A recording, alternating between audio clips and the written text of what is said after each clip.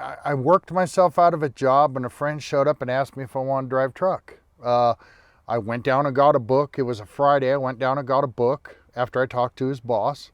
And I went, studied the book over the weekend, took the test Monday, and I said, when do we leave? And I think 5 o'clock that night, we were on our way to Seattle. That's just how quick it happened. I learned the old-fashioned way. I went out with him. First couple of drives, wow, I took a bus to pick up one of the company I was working for's trucks in Fresno, California, and I went down there, picked up produce, and brought it up to Seattle. It was interesting. It was a learning experience, but I like to drive, so it's been wonderful. I like to, but you get good loads and you get bad loads, so it just depends on how things work. Oh, it's way different than driving a regular vehicle. You don't do anything fast in a truck.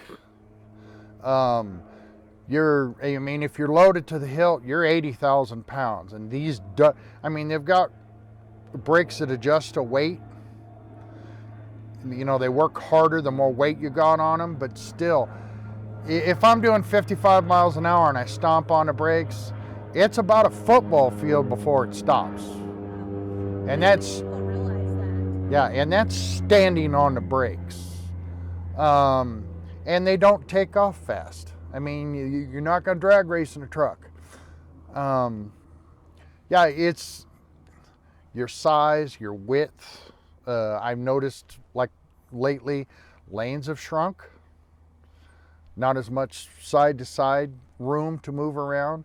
And plus, speeds out on the highways are much higher. 80 miles an hour.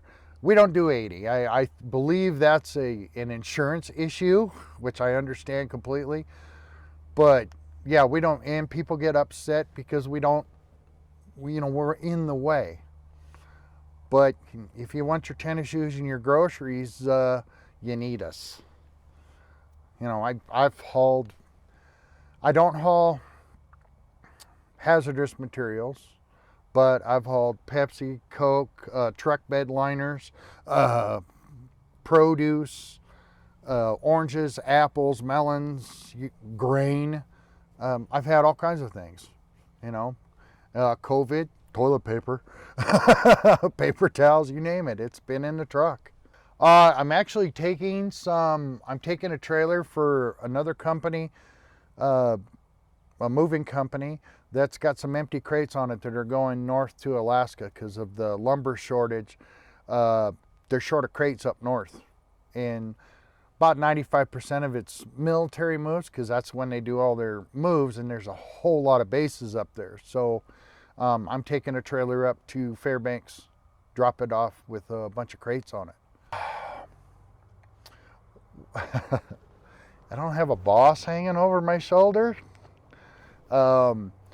I don't mind being alone. Like I said earlier, I'm a paid tourist. I hop on the Alaska run that we do during the summers for K&K because last time I was up, I saw 8 or 10 black bears, a brown bear, 4 or 5 moose. I've seen lynx, bobcat, caribou, reindeer, So yeah, I just like looking around. I get to see all those things that people don't get to see. Us truck drivers have a lot of time to just think. I like to listen to audiobooks because I'm a reader. And well, you can't read and drive at the same time. That's not going to happen. So I listen to audiobooks. The boss pays for satellite radio, so I listen to radio. I listen to the news. I listen to rock and roll, blues, country, whatever's on the radio. Just got to keep the mind busy, and then we got to pay attention. I mean, 80,000 pounds at 65 miles an hour. We got to pay attention. But yeah, I do okay. And nowadays, we have these. When I started driving truck, it was a phone card and a pay phone, which means you had to stop. But now I do this and I can control this from the steering wheel. So I don't even have to touch the phone. And I can call my wife or the kids anytime I want. you know, which makes it easier when you're gone so long. You gotta wanna do this. You can't, I believe this is like farming, ranching, you know, something that's, I mean, my job consists of, I'm usually gone, short run it'd be 10 days. Long run it'd be about 3 weeks that I'm away from home. And then you got to make it count when you get home. Yeah, you're not just sitting there No. doing nothing. No. Yeah. You know, the honey-do list. Yeah, you got the honey-do list. You got things you want to get done. You got to, you know, pay attention to the wife, not just sit in front of the television and watch whatever she recorded on the DVR, which my wife does a lot of. But yeah, you just got to make it count. You know, my wife and I have been married 29 years. I had a heart attack on the road. Oh my God. Yeah, 10 years ago. It was over in Wisconsin. I had a heart attack. They picked me up in an ambulance and took off with me. My wife stayed with the truck because we had a dog with us. My wife was with me for a few years in the truck, and because our kids were grown and gone.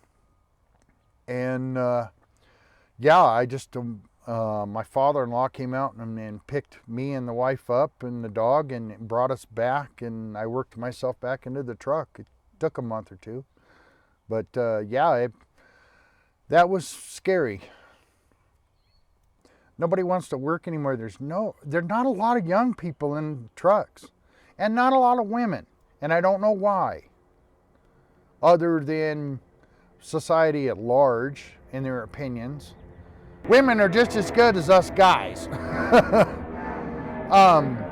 But it's pretty much always been the same, really. I mean, there's always been a shortage of truck drivers. The other big issue is parking. You know, you can't pull into a Walmart in one of these. Well, you can. There are a few Walmarts that do that, thank you. And a few other places that do that. But yeah, it's always pretty much the same on the shortage is people don't want to work. A lot of drivers I see are as gray as I am, or grayer. You know, it's just nobody wants to put in the hours anymore. I remember when I first started driving truck, if you looked in the paper for truck driving jobs, we were under skilled labor. Now we're just labor. You know, we're just general labor. I mean, you can put anybody in here to drive this truck. It's an automatic. It's just like your Chevy.